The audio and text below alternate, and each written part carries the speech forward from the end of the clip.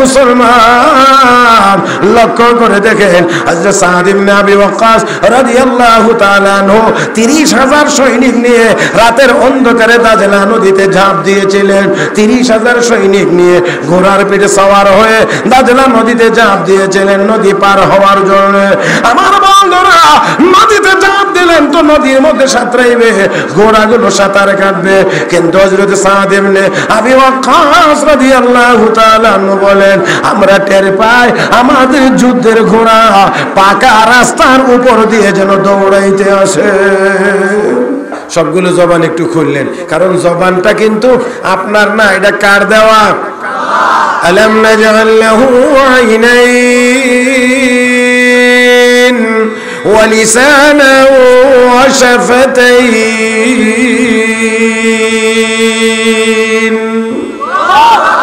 আল্লাহ বলেন, বান্দা ঠোঁট দুইটা দেই নাই, চোখ দুইটা দেই নাই, তার মানে চক্ষু আল্লাহ দিয়েছেন, ঠোঁট আল্লাহ দিয়েছেন, জবান কে দিয়েছেন? কথা বলার শক্তি কে দিয়েছেন? তাহলে আল্লাহর নামটা বলার দরকার হলে একটু বলিষ্ঠ আওয়াজে বলবেন বলে আমি আশা করছি।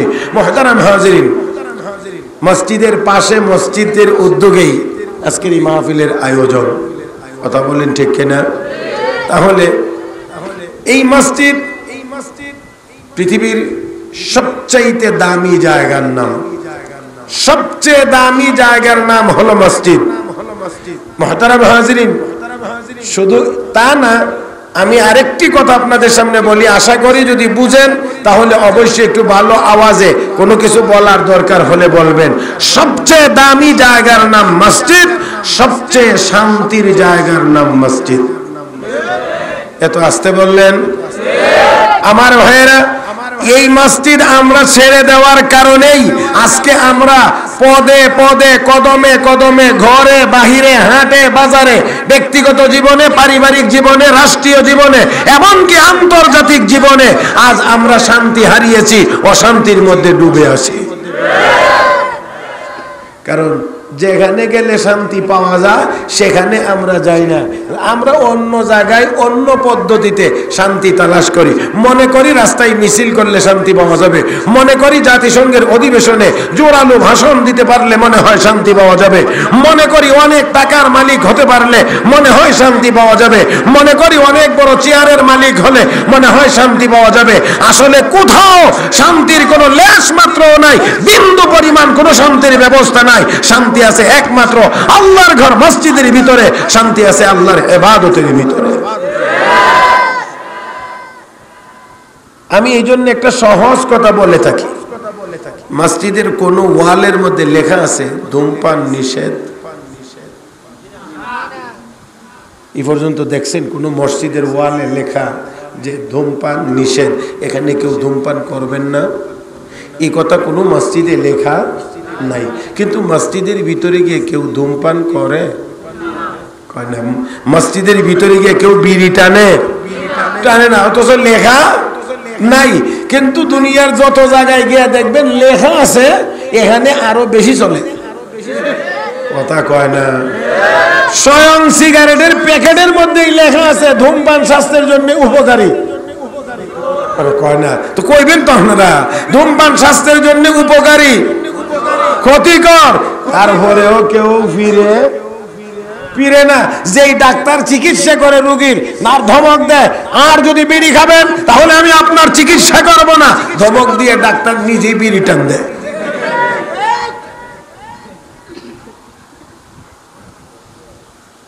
কিন্তু খেয়াল করে দেখেন, মসজিদের কোথাও লেখা নাই, কিন্তু সেই জায়গাতে কেউ ধূমপান করে না।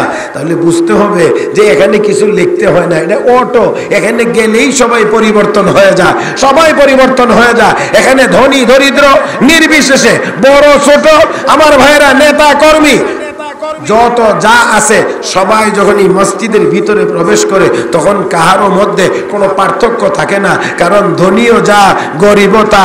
গরিব যেই মালিকের কদমে সেজদা দিতে গিয়েছে, ধনীও সেই মালিকের কদমেই সেজদা দেওয়ার জন্য মসজিদে গিয়েছে। কথা বলেন ঠিক কিনা? একই সফ মে খড়ে হো গয়ে, एक ही सफ में खड़े हो गए महमूद अयाज, न कोई बंदा रहा न कोई बंदा नवाज। सुल्तान महमूद गजनवी তার গোলাম আয়াজকে নিয়ে একই কাতারে একই সাথে পাশাপাশি দাঁড়িয়ে নামাজ পড়ে। ও মুসলমান, সুলতান মাহমুদ গজনবী তার গোলাম আয়াজকে নিয়ে একই কাতারে দাঁড়িয়ে নামাজ পড়ে। বোঝা যায় না, চেনা যায় না কে গোলাম আর কে মালিক, কারণ এখানে গোলাম আর মালিক নাই, এখানে সবাই একজনের গোলাম, তিনি হলেন আল্লাহ রাব্বুল আলামিন। সবাই আমরা কার গোলাম? আরো আস্তে, আবার বলছি, আমরা কার গোলাম? ও মুসলমান, মসজিদের ভিতরে গেলে সবাই আমরা আল্লাহর গোলাম। একটু লক্ষ্য করে দেখুন, সব মানুষ যদি আমরা মসজিদে গিয়ে নামাজ আদায় করতাম, একজন ইমামের পিছনে যদি আমরা জামাতের সাথে নামাজ আদায় করতাম, পৃথিবীর প্রত্যেকটা মুসলমান যদি এমন করে নামাজ আদায় করত, সবাই যদি আমরা নামাজি হয়ে যাইতাম, তাহলে একা একা ফিলিস্তিনের মুসলমানেরা মার খাইত না। অবশ্যই অবশ্যই আমরা আরো সুচ্চার ভূমিকা পালন করতে পারতাম। কিন্তু আজকে নামাজ না পড়ার কারণে, এক ইমামের পেছনে আমরা ঐক্যবদ্ধ হয়ে নামাজ আদায় করতে না পারার কারণে ফিলিস্তিনের মুসলমান মার খায়, আমরা নীরব দর্শকের ভূমিকা পালন করি।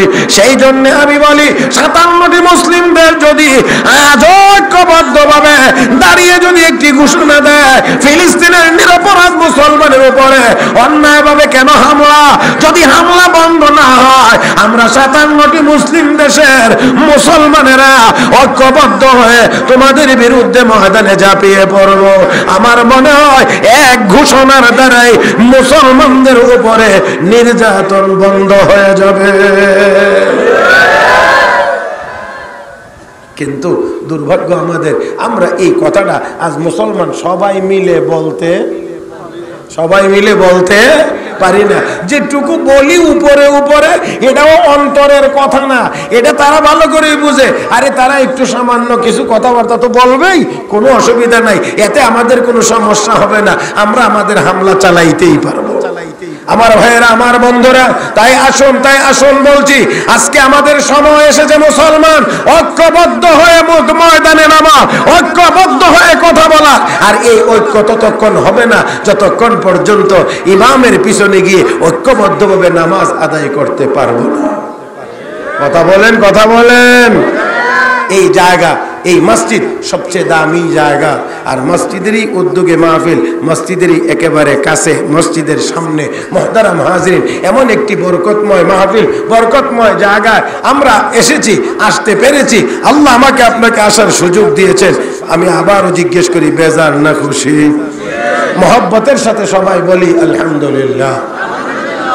আমি আপনাদের খেদমতে এখানে আয়াত তেলাওয়াত করেছি, এই আয়াতে কারিমার সাথে এখানে হাদিস তেলাওয়াত করেছি। এই আয়াতে কারিমা এবং হাদিস শরীফকে সামনে রেখে আপনাদের খেদমতে অল্প কয়েকটি কথা বলতে চাই। আল্লাহ যেন বলবার, শুনবার, বুঝবার এবং আমল করবার তৌফিক দান করেন। মহব্বতের সাথে সবাই বলি আমিন। মুহতারাম হাজিরিন, দুনিয়াতে একজন মানুষ ততক্ষণ পর্যন্ত নিরাপদ হতে পারে না যদি আল্লাহ তাকে নিরাপদে না রাখেন। আমার কথা বুঝলে আরেকটু আওয়াজ করে জবাব দিবেন। আল্লাহ যদি কাউকে নিরাপদে না রাখেন, তাহলে ওই লোক কখনোই নিরাপদ হইতে পারে।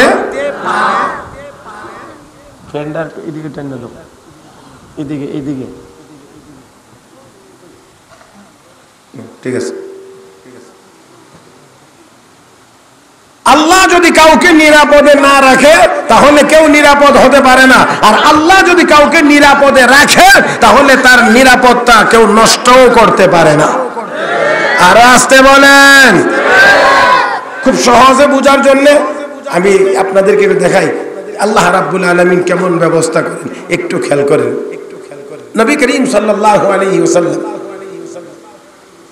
আবু জাহেল আর নবী দুইজনের মধ্যে সম্পর্ক অনেক চমৎকার, অনেক ভালো সম্পর্ক না? নবী যখন কালেমার দাওয়াত দেওয়া শুরু করছেন, তখন আবু জাহেলের সাথে আমার নবীর সম্পর্ক খুব ভালো। হ্যাঁ, এমন সময় মক্কার অবস্থা ছিল, নবীকে যেখানে মানুষ পাইতো, যে যেইভাবে পারত সেইভাবেই নবীকে কষ্ট দিত। কেউ মুখে কষ্ট দিত, কেউ হাতে কষ্ট দিত, গালিগালাজ করত, অঙ্গভঙ্গি করত, বিভিন্ন ভাবে আমার নবীকে তারা কষ্ট দিত। তবে একটি কথা হলো এই, খুব ভালো করে খেয়াল করবেন, এই কথাটা স্মরণ রাখতে হবে, শত কষ্টের ভিতর দিয়েও নবী কিন্তু কালেমার দাওয়াত বন্ধ করেন। আবারও বলবেন, শত কষ্টের ভিতরও আমার নবী কালেমার দাওয়াত বন্ধ করেন। কালেমার দাওয়াত যারা গ্রহণ করেছিলেন সাহাবায়ে কেরাম, হযরত বেলাল সহ, সুহাইব রুমি, খাব্বাব, খুবাইব সহ সকল সাহাবায়ে কেরাম যারা কালেমা পড়ে মুসলমান হয়েছিলেন, শুধুমাত্র মুসলমান হওয়ার কারণে তারা নির্যাতিত, নিপীড়িত হয়েছিলেন। এই নির্যাতিত হওয়ার পরেও সাহাবায়ে কেরাম কিন্তু কালেমা ছেড়ে দেন নাই। আজও পর্যন্ত ফিলিস্তিনের মুসলমানদের উপর নির্যাতন চলছে, মিয়ানমারের মুসলমানের উপর নির্যাতন চলছে, কিন্তু এখনো পর্যন্ত কোন মুসলমান তাদের ঈমান ছেড়ে দেয় না। বাড়িঘর ছেড়ে দিয়েছে, মা বাবা বিসর্জন দিয়েছে, সন্তান কোরবানি দিয়েছে, নিজের চোখের সামনে নিজের দালান কোটা সব ধূলিসাৎ হয়ে গেছে, সব মেনে নিয়েছে, কিন্তু এরপরও কালেমা ছেড়ে দেয় না। দুনিয়ার কাফের বেঈমানদেরকে আমরাও বলে দিতে চাই, যেই মুসলমান বাড়িঘর ছেড়ে দিতে পারে, যেই মুসলমান সন্তান বিসর্জন দিতে পারে, কিন্তু ঈমান ছাড়তে পারে না, তোমরা ভালো করে মনে রাখবা, হাজারো নির্যাতন করেও এই মুসলমান জাতিকে দুনিয়া থেকে নিশ্চিহ্ন করা তোমাদের পক্ষে সম্ভব হবে না। আমার ভাইয়েরা, আল্লাহর হাবিব রাহমাতুল্লিল আলামিনকে নিয়ে তারা উপহাস ঠাট্টা বিদ্রূপ করে। মক্কায় এক লোক কিছু জিনিস বিক্রি করার জন্য নিয়ে আসছে। আবু জাহেল তার ওই জিনিসগুলো নিয়ে গেছে, কোনো টাকা পয়সা দেয় না, গরিব মানুষ, নিরীহ মানুষ। এইদিকে কি আপনারা, আল্লাহ, আপনারা এইদিকে কি, যারা বসা আছেন তারা কি দেখেন, ওনাদেরকে বাদ দেন না, আপনারা কি দেখেন ওইখানে? আমার দিকে তাকান, আমার দিকে তাকান, আমার দিকে তাকান। আবু জাহেল তার হাত থেকে যে কিছু জিনিস বাজারে বিক্রির জন্য আনছিল, এগুলো নিয়ে গেছে, কোনো টাকা পয়সা দেয় না। এরকম বদ অভ্যাসের লোক এখনো কিছু কিছু আসেনি না নাই? মুসলমানের মধ্যেও আছে, সুযোগ পাইলে কারো জিনিস নিয়ে আনে, কোনো মূল্য পরিশোধ করেন না, টাকা পয়সা দেয় না। যতই নাম যত সুন্দর হোক না কেন, স্বভাবটা কিন্তু আবু জাহেলের স্বভাব। লোকটা নিরীহ মানুষ, অনেকজনের কাছে ঘোরাফেরা করছেন, ওই অমুক ব্যক্তিটা আমার এই জিনিসগুলো নিয়ে গেছে, টাকা পয়সা দেয় না, আপনারা কেউ পারবেন আমার টাকাটা উদ্ধার করে দিতে? সবাই শুধু বলেন না না না না। আরেক জায়গায় গেছেন, একদল মানুষ বসা, আপনারা কেউ পারবেন আমার টাকাটা উদ্ধার করে দিতে? না, আমরা পারবো না। ওই যে মিয়া সাহেব বসে রয়েছে না, এই মিয়া সাহেব পারবে। আপনারা কি বুঝতে পেরেছেন মিয়া সাহেব বলে কাকে বোঝানো হয়েছে? নবীকে দেখায় দেওয়া হয়েছে, নবী আবু জাহেলের কাছ থেকে তার টাকাটা উদ্ধার করে দিতে পারবে। এই কথাটা বলার মধ্যে কি তাদের উদ্দেশ্য ভালো, না উদ্দেশ্য হলো নবী তাদের কাছে, আবু জাহেলের কাছে যদি যায় টাকা তো দিবেই না, উল্টা আরো কিছু গালিগালাজ করবে, সুযোগ হইলে আবু জাহেল দু একটা থাপ্পড় তো পুরো দিয়ে দেবে। এই মনোবৃত্তি নিয়েই তারা এই কথা বলেছে যে এই ব্যক্তি পারবে, ওই মিয়া সাহেব পারবে আবু জাহেলের কাছ থেকে তোমার টাকাটা উদ্ধার করে দিতে। ও মুসলমান, ওই নিরীহ মানুষ, সাধারণ মানুষ দৌড়ায় গেছে, গিয়ে কয় আপনি বলে পারবেন এই এই এই এই ঘটনা, আপনি বলে পারবেন আবু জাহেলের কাছ থেকে আমার টাকাটা উদ্ধার করে দিতে? তিনি তো রহমতের নবী, দয়ার নবী, মায়ার নবী, দরদি নবী। নবী বলেন আসলেই কি তুমি টাকা পাইবা? বলে হ্যাঁ। ঠিক আছে, চলো চলো আমার সাথে আবু জাহেলের বাড়িতে, আমি তোমার টাকাটা উসুল করে দেব, উদ্ধার করে দেব। আল্লাহু আকবার কোন, আর একটু জোরে কোন। নবীজি গেলেন, লোকটাও পিছনে পিছনে হাঁটে। আর যারা পাঠাইছিল এই কথা বলে ওই মোহাম্মদ পারবে টাকা উদ্ধার করে দিতে, ওই লোকগুলো এবার মুস্কি মুস্কি হাসে। একজন আরেকজনকে বলে চলো, একজন আরেকজনকে বলে চলো যাই গিয়ে দেখি মোহাম্মদের সাথে কেমন দুর্ব্যবহার হয়, একটু দেখে আসি। আল্লাহ নবীর সাথে দুর্ব্যবহার কেমন হয়, আবু জাহেলের ব্যবহার কেমন খারাপ হয় দেখার জন্য তারা আস্তে আস্তে করে গেছে। গিয়ে দেখি তারা আল্লাহ নবী আবু জাহেলের দরজায় গিয়ে নক করছে। ভিতর থেকে আওয়াজ এসেছে, ভিতর থেকে আওয়াজ এসেছে কে? ও ভাইরা একটু দেখেন, নবী আমার আঙ্গুল মুবারক দিয়ে মাত্র টোকা দিয়েছেন। এতটুকু আওয়াজ, দরজায় গিয়ে তো প্রথমেই কেউ বড় আওয়াজ করে না, স্বাভাবিকভাবেই ছোট আওয়াজ করে। যেই মাত্র নবী এতটুকু আওয়াজ করেছেন, সাথে সাথে আবু জাহেল কে কে বলে দরজা খুলে দিয়েছে। রাহমাতুল লিল আলামিন বলেন, চাচা এই লোকটা বলে কিছু টাকা পয়সা আপনার কাছে পাবে। বলে হ্যাঁ ভাতিজা পাবে, দিয়ে দেন। আর দেরি নাই, সাথে সাথে টাকা দিয়ে সসম্মানে আল্লাহর নবীকে বিদায় জানাইছে।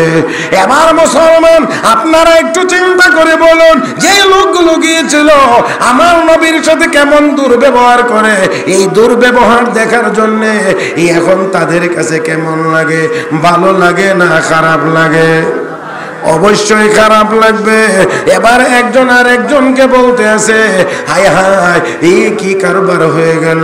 আবু জাহেল সব সময় আমাদেরকে বলে মুহাম্মদের সাথে দুর্ব্যবহার করার জন্য, আমরা সেই নেতার কথা শুনে মুহাম্মদুর রাসূলুল্লাহর সাথে আমরা কতই না দুর্ব্যবহার করি, কতই না গালিগালাজ করি, আমরা কতই না খারাপ ব্যবহার করে থাকি। আজকে সেই মুহাম্মদ আবু জাহেলের দরজায় গেলে এত সুন্দর ব্যবহার, আঙ্গুল দিয়ে মাত্র টোকা দিল, দেওয়ার সাথে সাথে গেট খুলে দিল, দরজা খুলে দিল। চাইতে দেরি হলো, টাকা দিয়ে বিদায় জানাতে দেরি করলো না, দেরি হইল না। এত সুন্দর ব্যবহার কেন? চলো যাই একটু গিয়ে নেতাকে জিজ্ঞেস করবো। এবার সবাই গিয়ে আবু জাহেলের বাড়িতে হাজির। ডাক দিয়ে কর, ডাক দিয়ে কর, নেতাজি বুঝতে পারলাম না আমাদের কি দিন রাত মুহাম্মদের পিছনে লেলায় দিয়ে রেখেছেন।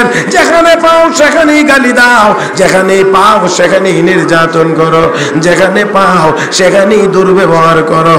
আর সেই মুহাম্মদ আপনার দরজায় এসে আওয়াজ করা মাত্রই আপনি সাথে সাথে খুলে দিলেন, একটু বিলম্ব করেন নাই। আবার চাইতে দেরি হলো, টাকা দিয়ে সম্মান সহকারে বিদায় দিতে দেরি করেন নাই। এত সুন্দর ব্যবহার কেন? সবার ডাক দিয়ে আবু জাহেলকে, শোনো আমার সাথীরা শোনো, তোমরা দেখেছো মুহাম্মদ দরজার মধ্যে এসে আঙ্গুল দিয়ে টোকা দিয়েছে, সামান্য আওয়াজ করেছে, কিন্তু আমি আবু জাহেল এত বিকট আওয়াজ শুনতে পেয়েছি, আমি আমার জিন্দেগিতে কোনোদিন এমন বিকট আওয়াজ শুনি না। আরেকটু জোরে কর, এমন বিকট আওয়াজ কোনোদিন শুনি নাই। ভিতরের পানি শুকিয়ে গেছে, তাড়াতাড়ি করে দরজা খুলে দিলাম। চিন্তা করলাম কে জানি, তাড়াতাড়ি করে দরজা খুলে দিলাম। তোমরা দেখেছো ভাতিজা মুহাম্মদ আমার ঘরের দরজায় দাঁড়িয়ে আছে, আর আমি দরজা খুলে দেখি ভাতিজার পিছনে বিশাল বড় একটি উট হা করে তাকিয়ে আছে। একটা ঠোঁট জমিনে, আরেক ঠোঁট হলো অনেক উপরে। এত উপরে আমি ভয়েই তাকাইলাম না। ওই উট আমার দিকে চোখ ঘুরে ঘুরে যেন বলতে আছে, ও আবু জাহেল তাড়াতাড়ি করে টাকা দিয়ে বিদায় দেন, আর না হয় আপনাকে কিন্তু আমার পেটের ভিতরে নাস্তা হয়ে চলে আসতে হবে। সুবহানাল্লাহ বলবেন না? আমার ভাইয়েরা এমনিতেই দেই নাই, এমনিতেই দেই নাই, ঠেলার নাম বাবাজি এমনিতেই দেই নাই। আমার ভাইয়েরা, আমার বন্ধুরা, বলতে চাইছিলাম বিশ্ব নবী রাহমাতুল লিল আলামিন নবী মুহাম্মদুর রাসূলুল্লাহ সাল্লাল্লাহু আলাইহি ওয়াসাল্লামকে অপমান করতে চেয়েছিল, আবু জাহেলের হাতে মার খাওয়াইতে চেয়েছিল, কিন্তু আমার আল্লাহ কয় না না, আমার বন্ধুকে মারবে এটা হয় না, হতে পারে না। আমার বন্ধু বন্ধুকে আমি আল্লাহ এমন ভাবে হেফাজত করব, আমার বন্ধুকে মারতে পারবে না, উল্টা আবু জহলে ভীত সন্ত্রস্ত হয়ে যাবে। আমি আপনাদেরকে সেই জন্য জিজ্ঞেস করি, আমার ভাইরা, নবীর হেফাজতের জন্য আল্লাহ ছিলেন, নবীর উম্মতের হেফাজতের জন্য কে আছেন? আমার ভাইরা, আমার বন্ধুরা, আল্লাহ রাব্বুল আলামিন যদি কাউকে নিরাপত্তা দেন তাহলে সেই নিরাপদ, আল্লাহ যদি কাউকে নিরাপত্তা দেন না তাহলে ওই লোক নিরাপদ হইতে পারে না, দুনিয়ার কোনো জায়গায় নিরাপদ হতে পারে না। আমার ভাইরা, আমার বন্ধুরা, সেই জন্য আসুন একটি কথার জবাব আশা করি আপনারা দিবেন, প্রকৃত নিরাপত্তা আমরা কার কাছে চাইব? আল্লাহ রাব্বুল আলামিনের কাছে। আল্লাহ রাব্বুল আলামিন যা চাইবেন তাই হবে। তাক দুনিয়ার কাফির বেঈমানরা যদি চায়, যা তা দুনিয়ার মুসলমান কাউকে রাখবে না।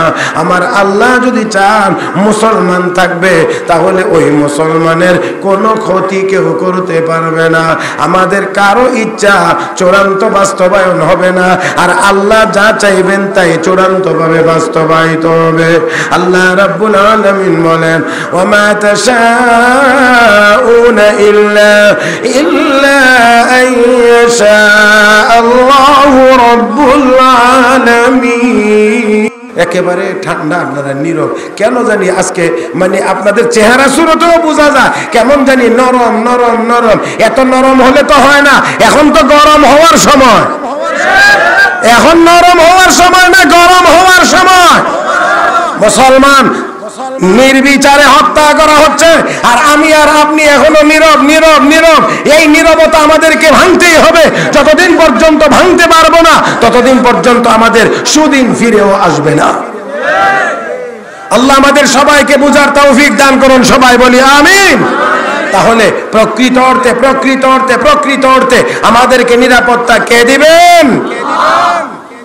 এবার আসেন, নিরাপত্তা আল্লাহ দিবেন। আল্লাহর কাজ না করলে কয়নারে না করলে। এবার আয়াতের দিকে তাকান। আল্লাহ রাব্বুল আলামিন বলেন, হাফিজু আলাস সালাওয়াত ওয়াস সালাতিল মুসতা ওয়া কুমু লিল্লাহি কানিতিন। আল্লাহ কো হাফিজু আলাস সালাওয়াত, তোমরা সকল নামাজের হেফাজত করো। এখানে খুব ভালো করে খেয়াল করবে, আল্লাহ বলছেন তোমরা নামাজের হেফাজত করো, নামাজের হেফাজত করো। তাহলে কি হবে? নামাজও তোমাদেরকে হেফাজত করবে।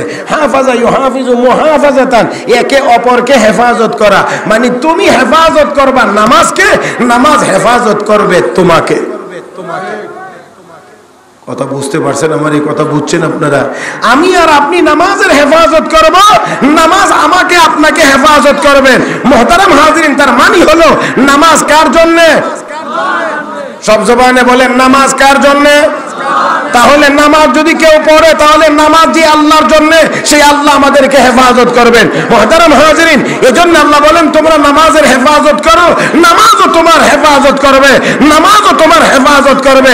ও মুসলমান, নামাজ কেমন করে হেফাজত করে? কতটুকু হেফাজত করে? আমরা তো নামাজের হেফাজত করব মরণ পর্যন্ত। আমরা নামাজের হেফাজত করব মরণ পর্যন্ত, কিন্তু নামাজ আমাকে আপনাকে হেফাজত করবে দুনিয়াতেও, মরার সময়ও, কবরেও, হাসরেও, মিজানেও, পৌঁছাতেও।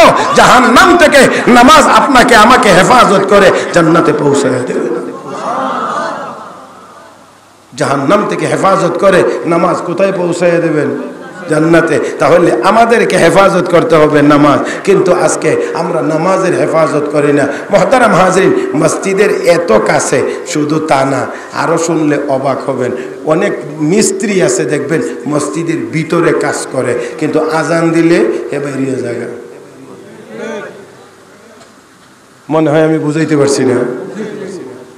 মিস্ত্রি ভিতরে কাজ করতেছে, আজানের সময় হয়েছে, আস্তে ওই পাশের দোকানে গিয়ে বয়ে বয়ে বিড়ি টানতেছে। নামাজ হয়েছে, মুসল্লিরা যখন বের হয়ে চলে গেছে তো আবার আইসে মসজিদের কাজ শুরু করছে। তার মানে কত বড় কপাল পোড়া, মসজিদের ভিতরে কাজ করা সত্ত্বেও কি পড়তে পারে না? নামাজ পড়তে পারে না, নামাজ পড়তে পারে না। আর আশা করি মন যেমন আমি চাইবো আল্লাহ আমার সাথে এমন সুন্দর ব্যবহার কেন করে না? না, তা হইতে পারে না, তা হইতে পারে না। তাহলে আসুন আল্লাহ রাব্বুল আলামিন বলেছেন হাফিজু আলাস সালাওয়াত, তোমরা সকল নামাজের প্রতি যত্নশীল হও, সকল নামাজকে হেফাজত করো। মানে সঠিক সময়ে তোমরা সকল নামাজ আদায় করো। মুহতারাম হাজিরিন, সঠিক সময়ে সঠিক পদ্ধতিতে নামাজ আদায় করার নাম হলো নামাজের হেফাজত। আমার ভাইয়েরা, নামাজের হেফাজত যদি হয় তাহলে নামাজও আপনাকে হেফাজত করবেন। আমরা নামাজের হেফাজত মানি নামাজকে সঠিক সময় আদায় করব। নামাজ এক নাম্বার আপনাকে সকল গুনার কাছ থেকে হেফাজত করবে। কি কাজ থেকে? বলেন কি কাজ থেকে? উতলু মা উহিয়া ইলাইকা মিনাল কিতাবি ওয়া আকিমিস সালাহ ইন্নাস সালাতা তানহা আনিল ফাহশাই ওয়াল মুনকার ওয়া লাযিকরুল্লাহি আকবার ওয়াল্লাহু ইয়ালামু মা তাসনাউন। আল্লাহ রাব্বুল আলামিন বলেন, নবী গো, আপনার উপরে ওহীর মাধ্যমে যেই কিতাব নাজিল করেছি আপনি সেই কিতাবটি তিলাওয়াত করেন। 2 নম্বর নির্দেশ ওয়াকিমিস সালাহ, হে নবী আপনি নিজে নামাজ কায়েম করেন, আপনি নিজে নামাজের প্রতি যত্নশীল হন, আপনি নামাজকে হেফাজত করেন। আমার ভাইরা, আমার বন্ধুরা, রাব্বুল আলামিন কোরআনে কারীমের বিভিন্ন আয়াতে নবীকে লক্ষ্য করে বলেছেন, নবীকে নামাজের কথা বলেছেন, নবীকে নামাজ পড়ানোর কথা বলা হয়েছে। ওয়া'মুর আহলাকা বিস-সালাতি ওয়াসতাবির আলাইহা, ওয়া'মুর আহলাকা বিস-সালাতি ওয়াসতাবির আলাইহা। নবী গো, আপনি আপনার পরিবার পরিজনকে নামাজের নির্দেশ দেন। আল্লাহু আকবার কোন। হে নবী, ওয়া'মুর আহলাকা বিস-সালাহ, আপনি আপনার পরিবার পরিজনকে নামাজের নির্দেশ দেন। আপনি তাহলে আমরা নিজেরা শুধু নামাজ পড়লেই হবে না, নামাজের কথা পরিবার পরিজনকেও বলতে হবে। জোরে কোন ঠিক কিনা? হ্যাঁ, নিজে নামাজ পড়তে হবে, নিজের পরিবারে যারা আছে তাদেরকেও নামাজের কথা বলতে হবে। নামাজের হেফাজত যদি আমরা করি, নামাজ আমাকে আপনাকে গুনার কাছ থেকে হেফাজত করবেন। আল্লাহ পরের অংশে বলেন আকিমিস সালাহ, হে নবী আপনি নামাজ কায়েম করেন। কেন? ইন্নাস সালাতা তানহা আনিল ফাহশাই ওয়াল মুনকার। যদি নামাজ কায়েম করেন তাহলে নামাজ অশ্লীল এবং মন্দ কাজ থেকে বিরত রাখবে। তার মানে যে নামাজি হবে নামাজ তাকে গুনার কাছ থেকে হেফাজত করবে। আর দুনিয়াতে মানুষ যত বিপদ আপদ যার ঝামেলার মধ্যে আমরা আছি সবগুলোর পিছনে মূল কারণ হলো আমাদের গুনাহ। আর গুনাহ থেকে বিরত থাকতে পারবো তখন, নামাজ পড়তে পারবো যখন। তাহলে গুনাহ যদি হয় না তাহলে বিপদ আপদ আসার সম্ভাবনা থাকে না। আমার ভাইয়েরা, আমার বন্ধুরা, গুনাহের কারণেই আমাদের যত সমস্যা। সারা দুনিয়ার মুসলমান আজকে যদি আমরা গুনার কাজ ছেড়ে দিতে পারি আর যদি নামাজি হয়ে যাইতে পারি, আমি বিশ্বাস করি আমরা মুসলমান যত মুসলমান আছি এত মুসলমানের একবারের আল্লাহু আকবারের আওয়াজের মোকাবেলা করার ক্ষমতা দুনিয়ার কাফের বেঈমানদের হবে না। আল্লাহ আমাদের সবাইকে নামাজি হিসেবে কবুল করুন। জোরে বলি আমিন।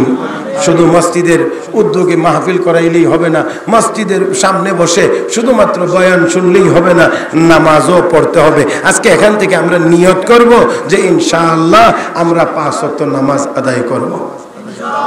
হইছে না? দেখেন এই যে ইনশাআল্লাহ বলছেন, তার মানে ওয়াদা না, এটা আমার সাথে না, ওয়াদা। নামাজ পড়বো আর ওয়াদা যদি লঙ্ঘন হয় তাহলে এটা কিসের আলামত? মাশাআল্লাহ, একজন পাওয়া গেছে, উত্তরটা বড় সাহস করে দিয়েছে। ওয়াদা খেলাফ করা এটা কিন্তু ভালো কিছুর লক্ষণ না, এটা খারাপ কিছুর লক্ষণ। মুহতারাম হাজিরিন, তাহলে একটু আসেন। বললাম আল্লাহ রাব্বুল আলামিন বলেন হাফিজু আলাস সালাওয়াত, সকল নামাজকে তোমরা যত্ন সহকারে আদায় করো, নামাজের হেফাজত করো। নামাজ তোমাকে হেফাজত করবে। 1 নাম্বার, নামাজ গুনার কাছ থেকে হেফাজত করবে। মুহতারাম হাজিরিন, একজন মানুষ যদি 5 ওয়াক্ত নামাজ আদায় করে, 5 ওয়াক্ত নামাজের যদি হেফাজত করে, আল্লাহর ওই বান্দা গুনার কাজ করতে পারে না। যদি গুনার কাজ হয়েও যায়, একজন নামাজি গুনার কাজের উপরে অটল থাকতে পারবে না। হঠাৎ যদি হয়েও যায়, আল্লাহর কাছে তওবা করবে, মাফ চাইবে, ও মালিক গুনার কাজ করে ফেলেছি, তুমি মাফ করে দাও। কারণ এক ওয়াক্ত নামাজ পড়ে যখন আরেক ওয়াক্ত নামাজের জন্য মসজিদে যাবে, এর ভিতরে যদি সগীরা গুনাহ হয়, ছোট গুনাহ যদি হয়ে যায়, ছোট গুনাহ তো ওযুর কারণে, ওযুর দ্বারাই মাফ। আল্লাহু আকবার। কিসের দ্বারা? ওযু ওযু ওযু। এই যে হাত ধুইতে গেলে আল্লাহ রাসূল বলেন এই হাত দিয়ে যে গুনার কাজ করছিল, ওযুর দ্বারা মাফ। চেহারা ধুইলে চেহারার দ্বারা যে গুনার কাজ করেছিল এটা মাফ। হাতের কনুই পর্যন্ত হাত দিয়ে যে গুনার কাজ করেছে, ওযু করলে এই গুনাহ মাফ। পা ধুইলে পায়ের দ্বারা মাফ। মাথা মাসাহ করলে মাথার গুনাহ মাফ। তার মানে গলি সগীরা গুনাহগুলো ওযুর দ্বারাই মাফ হয়ে যায়। আর যদি আল্লাহর বান্দা নামাজের ভিতরে তওবার নিয়তে আল্লাহুম্মা ইন্নী যালামতু নাফসি যুলমান কাসীরা এই দোয়ায়ে মাসুরা পড়তে পারে, তাহলে তো এই তওবার দ্বারা আল্লাহ রাব্বুল আলামিন তার কবিরা গুনাহও মাফ করে দেন। তাহলে নামাজ পড়বো তো ইনশাআল্লাহ। কয় ওয়াক্ত? কয় মাসে? আল্লাহ আস্তে কয়। নামাজ কয় ওয়াক্ত? কয় মাসে? হ্যাঁ, প্রতিদিন। খেয়াল থাকবে তো ইনশাআল্লাহ। এর মধ্যে ফজরের নামাজ একটা আসেনি না নাই? কথা কনারি নাই না আছে? আছে। ও মুসলমান, ফজরের নামাজ কোন টাইমেও? ফজরের নামাজ কোন টাইমে? আর এটা তো ফজরের টাইমেই। ফজরের টাইমটা কোনটা? রাতের শেষ আর দিনের শুরু হওয়ার আগে, নাকি? মানে সূর্য উদয়ের আগে, সুবহে সাদেকের পরে সূর্য উদয়ের আগে। তার মানে হলো সূর্য ওঠার আগে আগে এই নামাজ পড়তে হয়। আজকে তো এই নামাজের টাইমে আমাদের ঘুমটা বড় ভালো হয়। কথা কয় না? এই নামাজের টাইমে আমাদের ঘুমটা বড় ভালো হয়, ঘুমটা বড় চাপে। মুহতারাম হাজিরিন, রাত্র ঘুমাইতে ঘুমাইতে 1টা 2টা 2:30টা বাজে, কিন্তু সকালবেলা নামাজের টাইমে ঘুম বড় শক্ত করে ধরে, এই টাইমে জাগতে পারি না। এই জন্য আগ রাত্রে যত তাড়াতাড়ি ঘুমানো যায়, এশার নামাজের পরে দিনই কোনো প্রয়োজন ছাড়া অযথা গল্প গুজব করা কিন্তু ভালো কাজ না, এটা নিষিদ্ধ, মাকরুহ। যাতে করে, কারণ এই বেশি রাত্র পর্যন্ত যদি কেউ কথাবার্তা বলে, রাত্র ঘুমাইতে দেরি করে, তাহলে তার ফজরের নামাজ সঠিক সময়ে আদায় না হওয়াটাই স্বাভাবিক। আজকে আমাদের দোকানপাটে 4 দোকান খোলা থাকে রাত্রে 1টা 2টা পর্যন্ত, ঘুমাইতে ঘুমাইতে 2টা 2:30 3টা। যার কারণে দেখা যায় আল্লাহর ওই বান্দা সময় মতো গিয়ে নামাজ আদায় করতে পারে, নামাজ আদায় করতে পারে না, পারবার কথাও না। আমার বন্ধুগণ, তাহলে আসুন আমরা আজকে থেকেই নিয়ত করব যে ফজরের নামাজও ইনশাআল্লাহ জামাতের সাথে আদায় করব। আল্লাহ আমাদের সবাইকে তৌফিক দান করুন, সবাই বলি আমিন। মুহতারাম হাজিরিন, আসুন নামাজ আমরা পড়ি না, আর আরো আওয়াজ, বড় আওয়াজে, চড়া আওয়াজে, বড় গলায় অনেকে বলি নামাজ না পড়লে কি হয়েছে, আমার ঈমান তো ঠিক আছে, আমার ঈমান তো শক্ত আছে। কথা বুঝেন নাই? নামাজ না পড়লেও ঈমান ঠিক আছে। আরো উল্টা পাল্টা, উনি নামাজ পড়ে কি করছে, ঈমানই তো ঠিক নাই, আমরা নামাজ না পড়লে কি হয়েছে, ঈমান ঠিক আছে। আপনাদেরকে হাকিমুল উম্মত মুজাদ্দিদে মিল্লাত হযরত মাওলানা আশরাফ আলী থানভী রাহমাতুল্লাহ আলাইহি লিখিত একটা গল্প আপনাদেরকে শোনাই, তাহলে আপনারা আশা করি বুঝবেন যে নামাজ না পড়লে ঈমান কতদূর শক্ত থাকে। খুব খেয়াল করবেন। বাগদাদে এক মহিলা ছিল, নাম ছিল তমিজা। কি নাম? তমিজা। তমিজা শব্দের অর্থ হলো খুব সভ্য। আসলে এটা ছিল চরম অসভ্য। আমি আশা করি এতে আপনারা বুঝে নেবেন। চরম অসভ্য। এক মহিলার জন্য এলাকার বহু মানুষের চরিত্র নষ্ট, একজনের কারণে। আর আপনারা এটা অবশ্যই জানবেন, একটা যদি এরকম চরিত্রহীন হয়, তাহলে একজন মহিলাই শত যুবকের চরিত্র নষ্ট করার জন্য যথেষ্ট হয়। এলাকায় আল্লাহর এক ওলি গেছে, সবাই মিলে আল্লাহর ওলির কাছে গিয়ে অনুরোধ যে আপনি একটু এই তমিজারে হুজুর একটু ওয়াজ করেন, আমরা তো ওয়াজ নসিহত সব সময় শুনি, এই মহিলাটা যদি ঠিক হয়ে যায় তাহলে আমাদের এলাকাটা ঠিক হয়ে যায়। আল্লাহর ওলি গেলেন, আল্লাহর ওলি গেলেন, পর্দার আড়াল থেকে গিয়ে তমিজারে আল্লাহর ওলি বড় নসিহত করলেন। নসিহত শেষে বললেন, তমিজা, জি হুজুর, আজকে থেকেই তোমাকে 5 ওয়াক্ত নামাজ আদায় করতে হবে। ঠিক আছে হুজুর, ইনশাআল্লাহ আমি 5 ওয়াক্ত নামাজ পড়ব। তো আল্লাহর ওলি মনে মনে বড় খুশি হইলেন, মনে মনে বড় খুশি হইলেন যে নামাজ যেহেতু পড়বার কথা সে মানছে, পড়বে, তাহলে কোরআনে ঘোষণা আছে নামাজ নামাজিকে অশ্লীল এবং মন্দ কাজ গুনার কাছ থেকে বিরত রাখে, তাহলে নামাজের উসিলা সেও গুনার কাছ থেকে ফিরে আসবে। এখন আল্লাহর ওলি বললেন যে তমিজা, নামাজ পড়তে হলে ওযু করা লাগে। ওযু কি তোমার জানা আছে? খুঁজি না ওযু। কথা হলে আমি বলি, তুমি ভিতরে শুনে শুনে ওই নিয়ম অনুযায়ী তুমি ওযুটা করে নাও। আল্লাহর ওলি যেভাবে বলছেন, আল্লাহর বান্দি ভিতরে বসে বসে সেইভাবে ওযুটা করছে। ঠিক আছে, তাহলে এখন থেকে তুমি নামাজ পড়া শুরু করো। আল্লাহর ওলি চলে আসলেন। 1 বছর সময় পার হয়ে গেল। 1 বছর পরে আল্লাহর ওলি আবার এই বাগদাদে যখন গেছেন, লোকদের কাছে খোঁজ খবর নিতে লাগলেন। জিজ্ঞেস করলেন, তমিজার কি খবর? হুজুর, যেই সেই। আপনারা কি বুঝেননি? যেই সেই কারে কর, আগে যেমন ছিল এখনো তেমনই আছে। সহজে বোঝার জন্য আমি বলি, কুকুরের লেজ দেখছেন নি? কুকুরের লেজ সোজা না বাঁকা? আপনি যদি টান দিয়া ধরেন তাহলে সোজা হবে, সাইরা দিলে ওই যেই সেই, ছেড়ে দিলে যেই সেই। আল্লাহর বান্দি যেই সেই। আল্লাহর ওলি আবার গেলেন, আবার গিয়ে পর্দার আড়াল থেকে জিজ্ঞেস করেন, তমিজা কেমন আছো? জি হুজুর ভালো আছে। আপনি কেমন আছেন? ভালো আছে। তমিজা, তুমি কি নামাজ পড়ছো? জি হুজুর, নামাজ পড়ছি। কয় ওয়াক্ত পড়ছো? হুজুর 5 ওয়াক্তই পড়ছি। আল্লাহর ওলি একটু চিন্তিত হয়ে গেলেন। 5 ওয়াক্ত নামাজও পড়ছে, আবার আগের আকাম কুকাম যা আছে তাও ঠিক আছে, এটা আবার কেমনে? এটা তো স্বাভাবিক কথা। আমরাও অনেক সময় প্রশ্ন করি, নামাজ পড়ার পরেও তো গুনার কাজ ছাড়তে পারে না। এর সহজ উত্তর হলো, নামাজ সঠিকভাবে আদায় করে নাই, এই জন্য তাকে নামাজ গুনার কাছ থেকে বিরত রাখে না।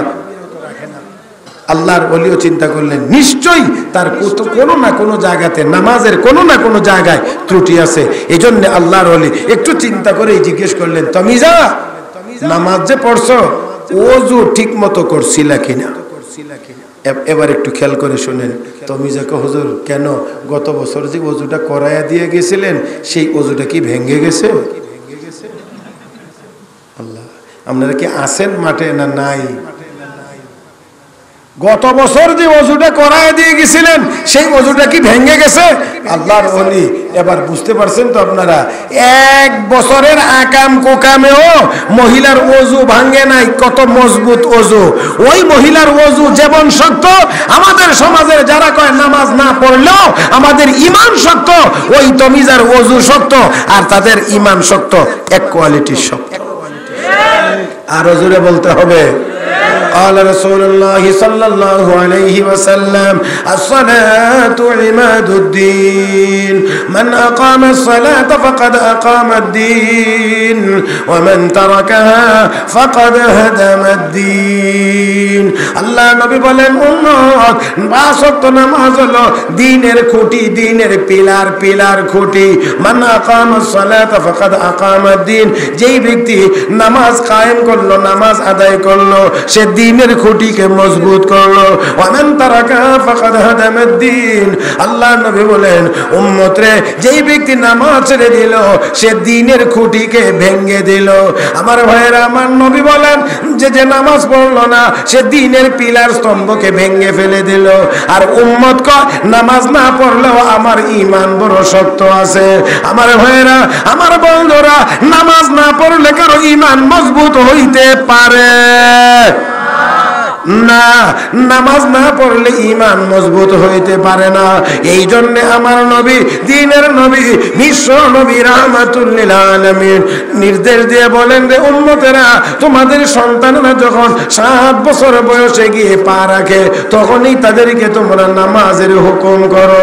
ওয়াদরিবুন ইলা বালাগু 10 সিনিন, 10 বছরে গিয়ে যখন পৌঁছবে তখন কিন্তু তাদেরকে তোমরা শাসন করে হলেও নামাজে দাঁড় করাইবে।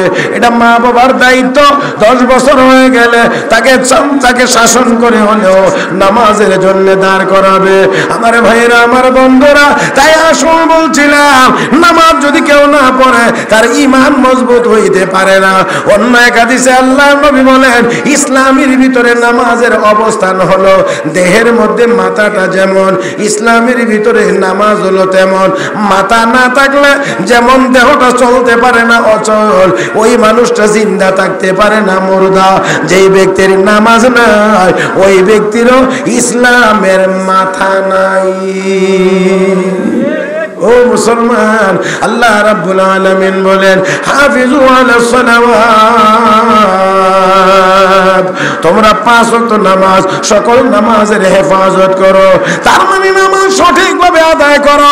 রাব্বুল আলামিন বলেন, বান্দা বান্দিরা, নামাজ যদি তোমরা আদায় করো, নামাজ যদি তোমরা হেফাজত করো, নামাজেও তোমাদেরকে হেফাজত করবে। 1 নাম্বার গুনার কাছ থেকে তোমাকে হেফাজত করবে। আমার ভাইরা, আমার বন্ধুরা, গুনার কাজ যদি কেউ মানুষ না করে, কোনো মানুষ যদি না করে, তাহলে সমাজের ভিতরে অশান্তি আসবে না।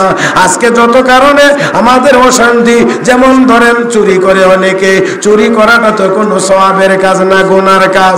একজন মানুষ, একজন নামাজি চুরি করতে পারে না, চুরি করে না। সবাই যদি নামাজি হয়ে যায় তাহলে সমাজে চুরি থাকবে না, চুরির অশান্তিও থাকবে না।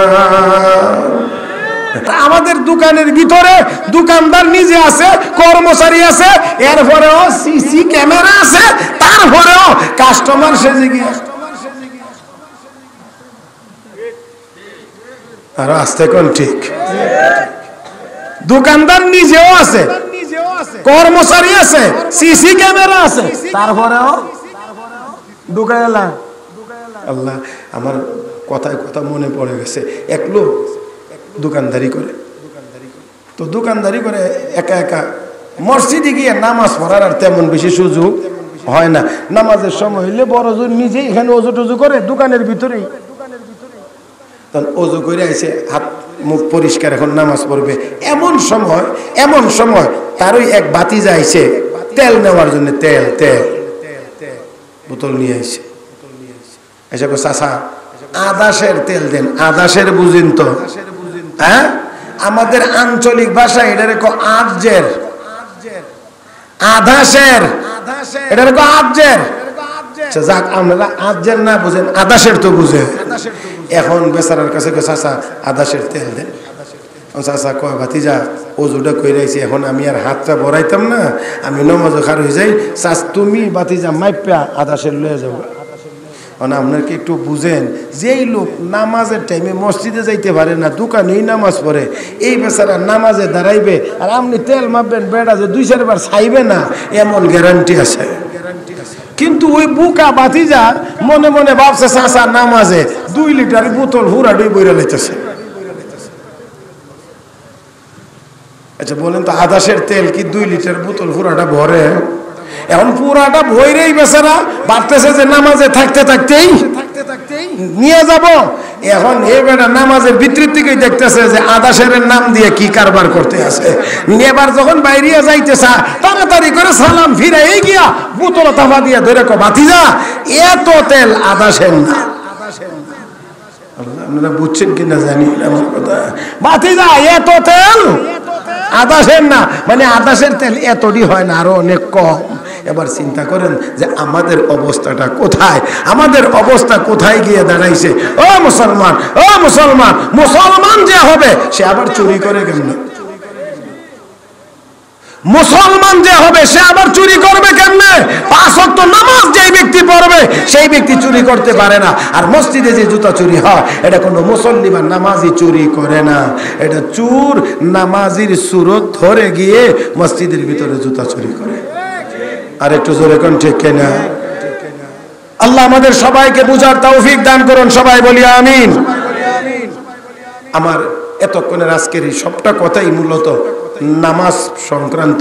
আমরা 5 ওয়াক্ত নামাজ পড়ি। বর্তমান সময়ে আমাদের সমাজ, আমাদের ঘর, আমাদের পাড়া, আমাদের মহল্লা, আমাদের ইউনিয়ন, আমাদের দেশ, সারা পৃথিবী আজ পাপের সয়লাব, পাপের উপরে আমরা ভাসতে আছি।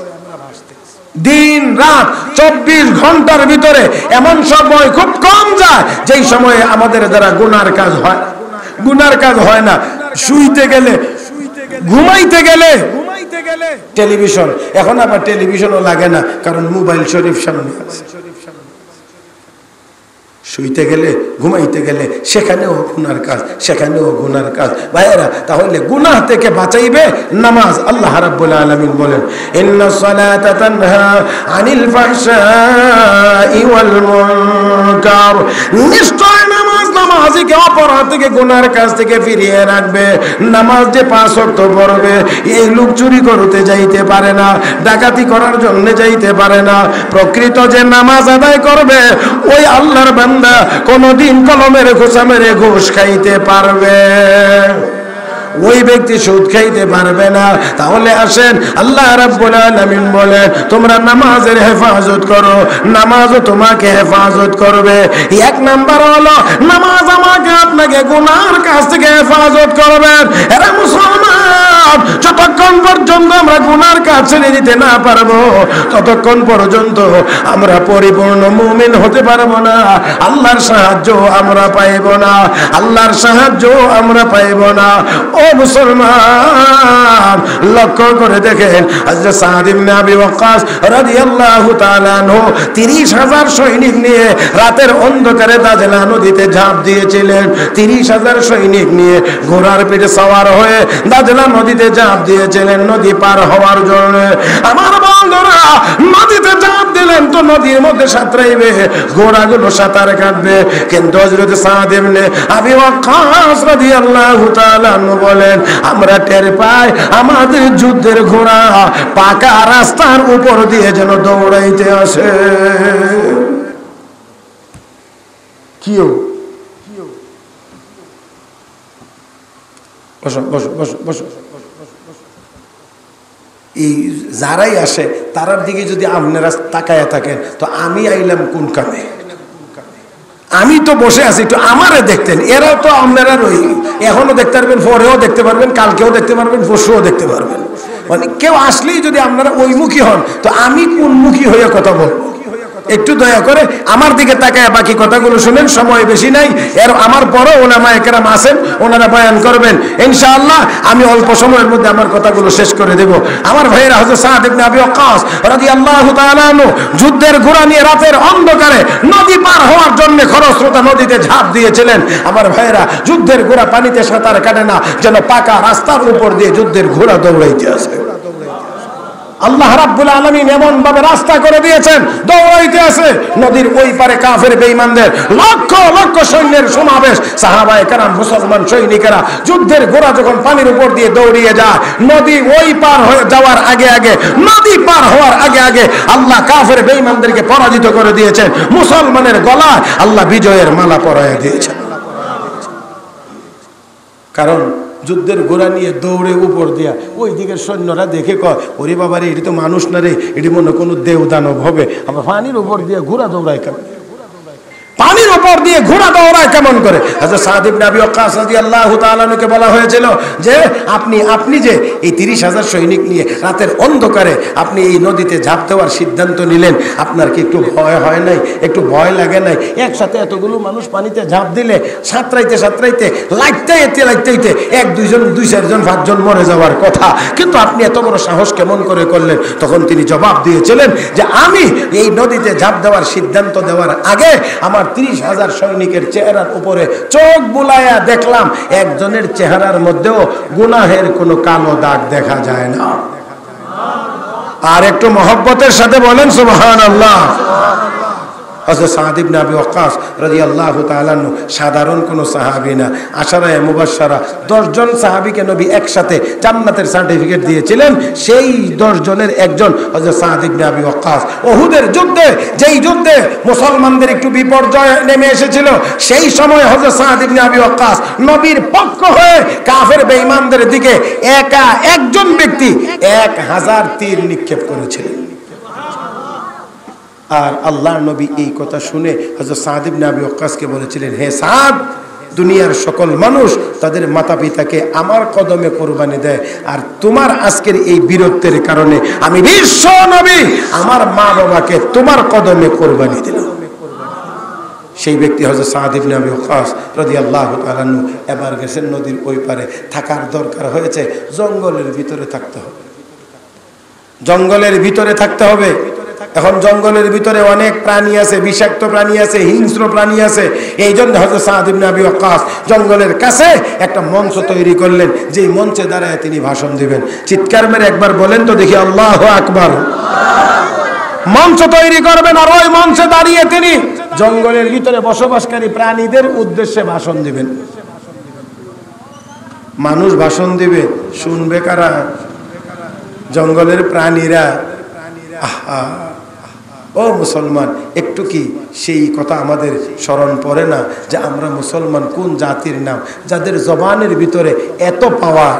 হযরত সাদ ইবনে আবি ওয়াক্কাস রাদিয়াল্লাহু তাআলা আনহু মঞ্চের উপরে এবার দাঁড়াইলেন।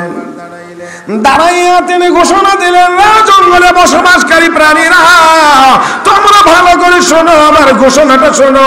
আমরা মুহাম্মাদুর রাসূলুল্লাহ সাল্লাল্লাহু আলাইহি ওয়াসাল্লামের সাহাবী, আমরা নবীর উম্মত, ইসলামের দাওয়াত নিয়ে এই ভূখণ্ডে এসেছি। আমরা আজকে এই জঙ্গলের ভিতরে রাত্রি যাপন করব। তোমরা এই জঙ্গল ছেড়ে দিয়ে অন্য কোথাও চলে যাও, আমাদেরকে থাকার জন্য সুযোগ করে দাও। আমি নির্দেশ দিলাম অন্য কোথাও তোমরা চলে গিয়ে আমাদের থাকার জায়গা করে দাও। আর যদি যাও না, আমার এই ঘোষণার পরে যদি কাউকে পাওয়া যায়, তাহলে কিন্তু একজন একজন করে ধরে ধরে হত্যা করা হবে। আমার ভাইরা, আমার বন্ধুরা, হযরত সাদ ইবনে আবি ওয়াক্কাস রাদিয়াল্লাহু তাআলা আনহু ঘোষণা দিলেন। আর এই ঘোষণা দেওয়া মাত্রই জঙ্গলের ভিতরে যত প্রাণী ছিল, সকল প্রাণী লাইন ধরে ধরে জঙ্গল থেকে অন্যত্র সরে গিয়ে মুসলমানদেরকে জঙ্গলের ভিতরে থাকার ব্যবস্থা করে দিয়েছে। আমরা সেই মুসলমান, সেই মুসলমান, সেই মুসলমান, যেই মুসলমান বললে জঙ্গলের প্রাণী সব চলে যায়, জঙ্গল খালি হয়ে যায়, থাকবার ব্যবস্থা হয়ে যায়। আমরা তো সেই মুসলমান। আর আজকে মুসলমান আমরা মার খাই, মার খাই ওই বর্বর জালেম নির্যাতনকারী ওই ইসরায়েলিদের হাতে নিরপরাধ মুসলমান আজ মার খায়, আর আমাদেরকে তাকায়া তাকায়া দেখতে হয়। তবে আমি আপনাদেরকে বলছি, এখনো বলছি, আসুন আমরা গুনার কাজ ছেড়ে দেই, 5 ওয়াক্ত নামাজি হয়ে যাই, আমরা ঈমানকে মজবুত করি, তাহলে অবশ্যই অবশ্যই ওই জালেমেরা আর মুসলমানের রক্ত পিপাসু হতে পারবে না, মুসলমানের রক্ত নিয়ে সিনেমিনি খেলতে পারবে না। আমি বলতে পারি, যখন যদি আমরা মুসলমান পরিপূর্ণ ঈমানদার হতে পারি, আমি নির্দ্বিধায় বলতে পারি, ইসরায়েল নামে কোনো রাষ্ট্র পৃথিবীর মানচিত্রে থাকতে পারে না।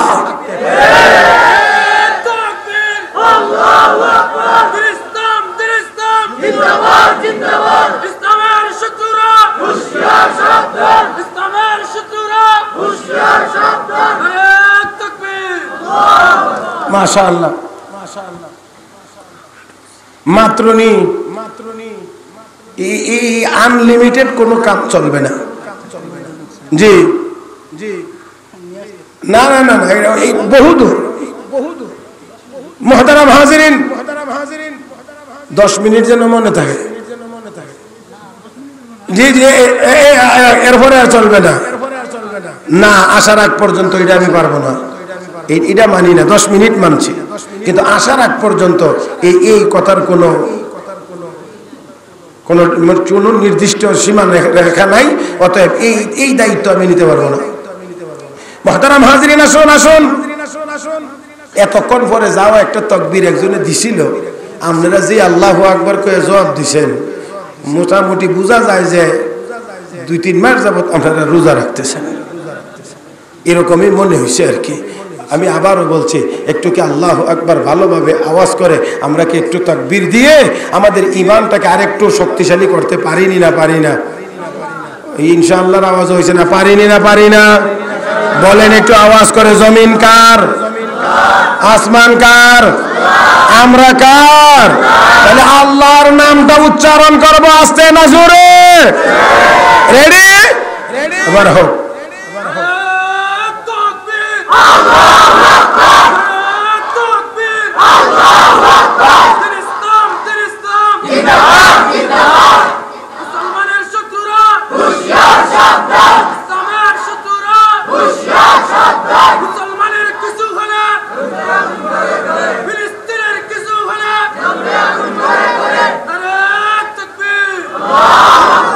আমার ভাইয়েরা, আমার বন্ধুরা,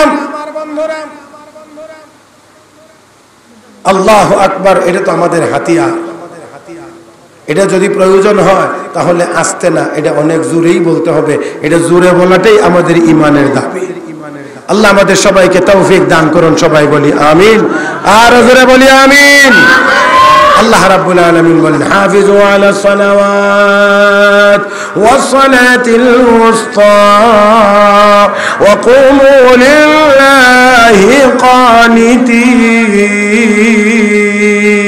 কানিতিন। আল্লাহ রাব্বুল আলামিন বলেন, ও দুনিয়ার মানুষেরা, ও ঈমানদার বান্দা বান্দেরা, হাফিজু আলাস সালাওয়াত, সকল নামাজকে তোমরা যত্ন সহকারে আদায় করো, যত্ন সহকারে আদায় করো। আমার ভাইরা, আমার বন্ধুরা, 5 ওয়াক্ত নামাজ যত্ন সহকারে আদায় করলে রব্বুল আলামিন বলেন নামাজও তোমাদেরকে হেফাজত করবে। 1 নাম্বার হলো নামাজ তোমাদেরকে গুনার কাজ থেকে হেফাজত করবে। আমার ভাইরা, নাম্বার 2 হলো নামাজ তোমাদেরকে অভাব অনটন থেকে হেফাজত করবে। জোরে করে আল্লাহু আকবার। নামাজ তোমাকে অভাব অনটন থেকে হেফাজত করবে। মানে একজন মানুষ যদি 5 ওয়াক্ত নামাজ সঠিকভাবে আদায় করে তাহলে তার রিজিকের অভাব আল্লাহ দূর করে দিবেন। রিজিকের অভাব থাকবে না। আমার ভাইয়েরা, এখন কথা হলো এই, যারা সঠিকভাবে 5 ওয়াক্ত নামাজ আদায় করবে, রিজিকের অভাব তাদের থাকবে না।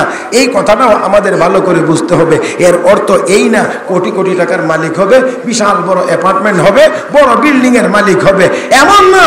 আল্লাহ তার অভাব রাখবেন না। তার মানে হলো তার হৃদয়, তার কলবের দিক থেকে সে কখনোই অভাব অনুভব করবে না। কারণ লক্ষ্য করে দেখেন, আল্লাহ রাব্বুল আলামিন যারা নেককার হয়, নামাজি হয়, খাঁটি মুমিন হয়, আল্লাহ তাদেরকে একটা গুণ দান করেন। এই গুণটার নাম হলো কানাআত, অল্প তুষ্টি, সামান্য পাইলেই সন্তুষ্ট। কথা কি বুঝছেন? কেউ দেখবেন 1-2টা রুটি খায়া 1 গ্লাস পানি খায়া কো আলহামদুলিল্লাহ, আল্লাহ তুমি খাওয়াইছো, আল্লাহ তুমি খাওয়াইছো। আর কেউ দেখবেন 3 প্লেট খাওয়ার পরেও কো ওইছে না। কথা কয় না? 3 প্লেট খাওয়ার পরেও কো ওইছে না। আর একজনে দেখবেন 1টা রুটি খাইয়াও কো আলহামদুলিল্লাহ, আমার যথেষ্ট। কাজেই নামাজিকে অভাবে থাকতে দিবে না, তার অভাব থাকবে না। এই অভাব থাকবে না এর অর্থ এই না আপনি 5 তলা 10 তলা বিল্ডিং এর মালিক হবেন, কয়েক কোটি টাকার মালিক হয়ে যাবেন। তার মানে আপনার কলবের ভিতরে আল্লাহ অল্প তুষ্টির গুণ দান করবেন। আপনি কম পাইলেও আপনার মন বড় সন্তুষ্ট থাকবে। এই জন্যে লক্ষ্য করে দেখেন আমাদের দেশের উলামায়ে কেরাম, হক্কানি উলামায়ে কেরাম, মসজিদের ইমাম মুয়াজ্জিন অল্প বেতন পায়, এরপর আলহামদুলিল্লাহ তাদের চেহারা সুরত ভালো থাকে, তাদের চেহারার মধ্যে আনন্দের ভাব সব সময় থাকে। আর যারা 50, 60, 70 হাজার, 80 হাজার টাকা বেতন পায়, এদের চেহারার মধ্যে হাসি খুশি থাকে না। খালি কয় হইছে না, খালি কয় নাই, খালি কয় চলতে পারতেছি না। এই জাতীয় হতাশার ভিতরে সব সময় থাকে। তার একমাত্র কারণ হলো সে আল্লাহর ইবাদত বন্দেগী করে না। এই জন্যে তার মধ্যে অল্প তুষ্টির কোনো গুণ। মুহতারাম হাজিরিন, ছোট্ট একটি ঘটনা বলেই আমি আমার আলোচনা শেষ করতে হবে, শেষের দিকে যাব। আমাকে 10 মিনিট বলছে, আমি 10 মিনিটে যে একটু বেশিই করব।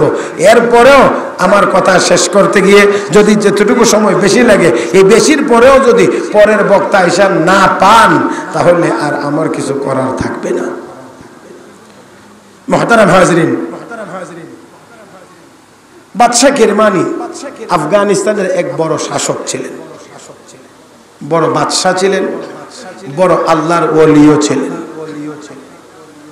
বড় আল্লাহর ওলিও ছিলেন। আল্লাহর বাদশাহ হয়েও তিনি আল্লাহর ওলি। তো উনার ঘরে এক মেয়ে ছিল, মেয়েও ছিল অত্যন্ত বড় মাপের আল্লাহর ওলি, আল্লাহর বান্দি। বিয়ের আগেই সে আল্লাহর অনেক অনেক পিয়ারা বান্দি হয়ে গেছেন, অনেক ইবাদত বন্দেগী করছেন। মেয়েটা আল্লাহর ওলি, আল্লাহ ওলি, দিনদার, পরহেজগার। এই কারণে বাদশাহ কিরমানিও মনে মনে খুঁজেন, আমার এই নেককার মেয়েটাকে বিয়ে দেওয়ার জন্য তো একজন নেককার ছেলের প্রয়োজন। কি বলেন?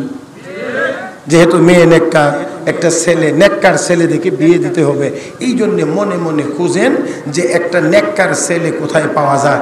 এরকম পছন্দ মোতাবেক একদিন মসজিদে গেছেন নামাজ পড়ার জন্য। মুসলমান, কোথায় নেককার পাওয়া যায় এটা একটু আপনারা খেয়াল করেন। নেককার ভালো মানুষ মসজিদে গেছেন নামাজের জন্য। নামাজ পড়তে গিয়ে দেখে একজন যুবক অত্যন্ত সুন্দরভাবে ধীরে সুস্থিরে একাগ্রতার সাথে নামাজ আদায় করতেছে।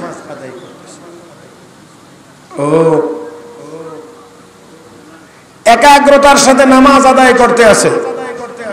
বাদশাহ কিরমানি তার নামাজ দেখে অভিভূত, মনে মনে ভাবলেন, যেই ছেলেটি যৌবনের সকল পাগলামি দমন করে এত সুন্দর করে নামাজ পড়তে পারে, সেই ছেলে অবশ্যই আল্লাহওয়ালা হবে, অবশ্যই আল্লাহওয়ালা হবে, সন্দেহ নাই। এই জন্যে তিনি বসে রইলেন। নামাজ যখন শেষ, এবার বাদশাহ কিরমানি তার কাছে গেছে, গিয়ে বলতেছেন, যুবক আমাকে চেনো? না, আমি আপনাকে চিনতে পারি নাই। হ্যাঁ যুবক, আমাকে তুমি চিনতে পারো নাই, আমি এই দেশের শাসক, আমি বাদশাহ কিরমানি। যুবক এবার নিজেকে একটু গুছিয়ে নিলেন। আমার ভাইরা, আমার বন্ধুরা, এবার দেখেন একটু গুছিয়ে বাদশার সাথে কথা বলতে শুরু করলেন। এক পর্যায়ে বাদশাহ কিরমানি গিয়ে বলছেন, যুবক আমি তোমাকে তোমার জন্য অপেক্ষা করতেছিলাম এতক্ষণ, তুমি বড় সুন্দর করে নামাজ পড়তেছিলে। যুবক আমি একটি কথা বলার জন্য তোমার জন্য অপেক্ষা করতে আসি। কি কথা? ও যুবক, আমার ঘরে একজন মেয়ে আছে, আর এই মেয়েটাকে আমি তোমার কাছেই বিয়ে দিতে চাই। যুবক যেন আসমান থেকে জমিনে পড়ে গেছে। আমি একজন সাধারণ পরিবারের সদস্য, আমি একজন সাধারণ পরিবারের ছেলে, আর উনি বাদশাহ হইয়া ওনার মেয়েকে আমার কাছে বিয়ে দিতে চায়। যুবক ডাক দিয়ে বলেন, বাদশাহ আমি একজন সাধারণ ছেলে, সাধারণ পরিবারের ছেলে, আমার বাড়িতে এত দামি ঘর বাড়ি নাই, আমার তো কোনো উন্নত মানের কিছুই নাই। আপনি আপনার মেয়েকে আমার কাছে বিয়ে দিবেন, আমার ঘরে বাদশাহ মেয়ে তো মানাইবে না। বাদশাহ কিরমানির বুঝার আর কোনো কিছুই বাকি রইল না। যুবক ভয় পাইতেছে, আমার মেয়ে বাদশার মেয়ে, চলাফেরা বাদশাহী চলাফেরা, তার রুচি চাহিদা হবে বাদশাহী রুচি চাহিদা। এই জন্য যুবক টেনশনে, এত বড় বাদশার মেয়েকে বিয়ে করে আমি তার সব চাহিদা পূরণ করতে পারবো কিনা। এই জন্য বাদশাহ কিরমানি বুঝতে পেরে ডাক দিয়ে কয়, যুবক টেনশনের কোনো কারণ নাই, টেনশনের কোনো কারণ নাই, আমার মেয়েটাও আল্লাহওয়ালি। তার মানে তুমি যেমন আল্লাহওয়ালা, আমার মেয়েটাও আল্লাহওয়ালি।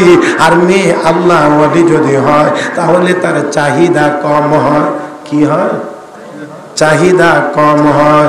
দুনিয়াদার যত হবে, যত মডার্ন হবে, যত আলট্রা মডার্ন হবে, দুনিয়ার চাহিদা তার তত বেশি থাকবে।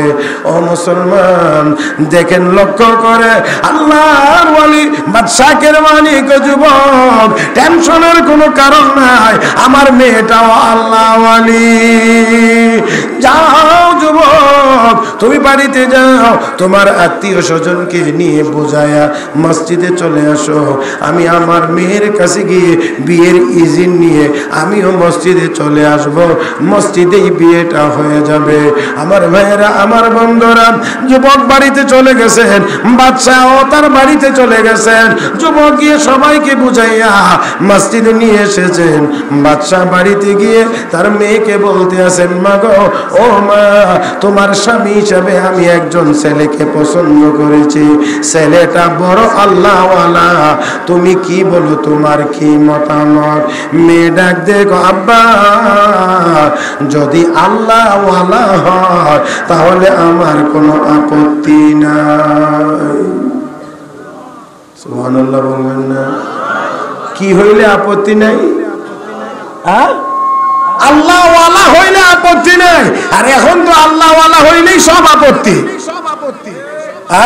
এখন আল্লাহওয়ালা হইলেই আপত্তি।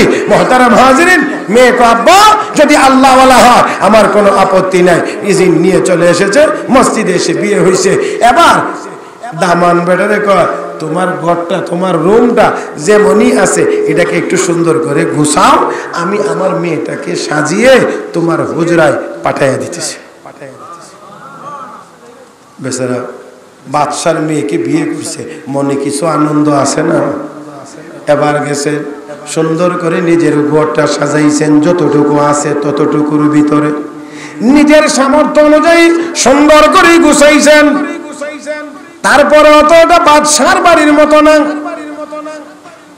বাদশাহ তার মেয়েকে সুন্দর করে সাজাইয়া ওই স্বামীর বাড়িতে যখন পাঠাইয়া দিয়েছে, নববধূ বাদশার মেয়ে স্বামীর ঘরে প্রবেশ করলেন। আইসা একটু ডাইন বাম তাকাইলেন, কি দেখলেন? এমনিতেই চোখের পানি ছেড়ে কাঁদতে আরম্ভ করেছেন। যুবক ডাক দেয়, কই, বিবি, বুঝতে পেরেছি তুমি বাদশার মেয়ে, আর আমি হলাম একজন সাধারণ পরিবারের ছেলে। আমার বাড়িঘর দেখে আমার খাট পালং নাই, আমার বিছানা পত্র এত উন্নত না, এই জন্যে তুমি এইগুলো দেখে কাঁদতে আরম্ভ করেছ। নববধূ ডাক দিয়ে কয়, না স্বামী, না, আপনার দারিদ্রতা দেখে আমি কান্দি না, বাড়ি সাজানো গোছানো না, এই জন্য আমি কান্দি না। তাহলে কেন কান্দ? কান্নার কারণ হলো, বিয়ের আগে আমার আব্বা আমাকে বলেছিলেন আমার স্বামী বড় আল্লাহওয়ালা, কিন্তু আমি আপনার ঘরে এসে দেখলাম আপনি আল্লাহওয়ালা না, আপনি একজন দুনিয়াদার, আপনি একজন দুনিয়াদার, এই জন্য আমি কাঁদতেছি। ও মুসলমান, বলছিলেন আল্লাহওয়ালা, আর নববধূ এসে বলতে আছেন আপনি দুনিয়াদার। নতুন দামান স্বামী এবার বড় চিন্তিত হয়ে গেলেন, ডেকে বলেন, বিবি গো, আমার বাড়ি ঘরই ভালো ঠিক নাই, বিছানাপত্র উন্নত না, খাট পালং উন্নত না, আমি আবার কেমন করে দুনিয়াদার হয়ে গেলাম? একটু বুঝায়া বলো। এমনি একটু ধাক্কা দিয়েছেন, বালিশটা একটু নড়াইলে ওই বালিশের নিচ থেকে একটা রুটি বের হয়ে এসেছে। ডাক দিয়ে বলেন, স্বামী, বলেন গো, এই রুটিটার কি হাল হাকিকত, রুটিটার কি অবস্থা, এই রুটি কোথায় থেকে আসলো? স্বামী এবার ডাক দিয়ে কো, বিবি, আজকের দিনে আমি 2টা রুটির মালিক ছিলাম, 2টা রুটির মালিক। একটা রুটি আমি সেহরি খেয়ে রোজা রেখেছি, আরেকটা রুটি আমি ইফতারের জন্য রেখে দিয়েছি। 2টা রুটির মালিক ছিলাম, একটা রুটি আমি সেহরি খেয়েছি, আরেকটা রুটি আমি ইফতারের জন্য রেখে দিয়েছি। বাদশার মেয়ে নববধূ ডাক দিয়ে কয়, স্বামী গো, এই জন্যই তো আমি কাঁদতে আসি। আপনি 2 রুটির মালিক ছিলেন, 1 রুটি সেহরির সময়ে খাইলেন, আরেকটা রুটি ইফতারের জন্য রেখে দিয়েছেন। সেহরি কোথায় আর ইফতার কোথায়?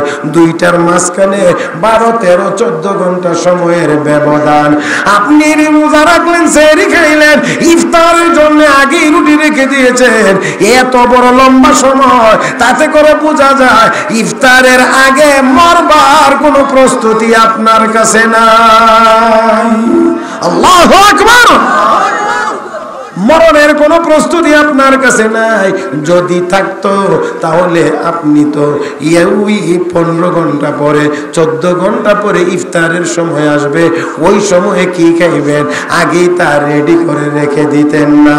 এতে করে বোঝা যায় আপনি ইফতার পর্যন্ত বাঁচবেন বলে আপনি ইফতারির ব্যবস্থা করে রেখেছেন। এতে করে বোঝা যায় আপনি মরণের কোনো প্রস্তুতি এর ভিতরে আপনার নাই। তাহলে আপনি দুনিয়াদার না তো আর দুনিয়াদার কে হবে? আমার ভাইরা বলেন দেখি, ছেলে যতটুকু আল্লাহওয়ালা, তার স্ত্রী এর উনার চেয়ে কম আল্লাহওয়ালি না আরো বেশি আল্লাহওয়ালি? ও মুসলমান, আরো বেশি, আরো বেশি। বিশ্বনবী হযরত আলী কাররামাল্লাহু ওয়াজহাহুকে বলেন, আলী, মানুষ মউতকে অনেক দূরে, কাছে মনে করে, তুমি কেমন মনে করো? হযরত আলী বলেন, ইয়া রাসূলুল্লাহ, ইয়া হাবিবাল্লাহ, আমি যখন যেই নামাজে দাঁড়াই মনে করি গো এটাই আমার জীবনের শেষ নামাজ। রাহমাতুল লিল আলামিন বলেন, আলী, না না না, কত নামাজ থেকে আরে কত নামাজ অনেক দূরে রে আলী। আমি বিশ্বনবী মনে করি এক নামাজ থেকে আরেক নামাজ না। আল্লাহর কোন বান্দা বান্দি যদি নামাজে দাঁড়ায়, 2 রাকাত নামাজ শেষ করে একেবারে শেষ বৈঠকে গিয়ে ডান দিকে সালাম ফিরাইল, আর যদি আল্লাহ তাকে ক্ষমতা না দেন তাহলে ওই আল্লাহর বান্দা বান্দি বাম দিকে ও সালাম ফিরাইতে পারবে না। ও মুসলমান, তাহলে ডান দিকে সালাম ফিরাইলে বাম দিকে সালাম ফেরানোর আগে আগেও আমার আপনার মওত হইতে পারেনি না, পারে না। ডান দিকে সালাম ফিরাইলে বাম দিকে সালাম ফেরানোর আগে আগেই আমার আপনার মওত হয়ে যাইতে পারে। তাহলে যেই মওত আমার আপনার এত নিকটে, এত নিকটে মওতের কথা জানলে কোন মানুষ যদি বুঝে, তাহলে ওই লোক দুনিয়ার টাকা জমাইবার জন্য চুরি করতে পারে না, ডাকাতি করতে পারে না, সুদ খাইতে পারে না, ঘুষ খাইতে পারে না, দুর্নীতি করতে পারে না। আসুন, তাহলে যদি আমরা নামাজের হেফাজত করি, নামাজ আমাকে আপনাকে গুনাহ থেকে হেফাজত করবেন, নামাজ আমাকে আপনাকে রিজিকের অভাব অনটন থেকে হেফাজত করবেন।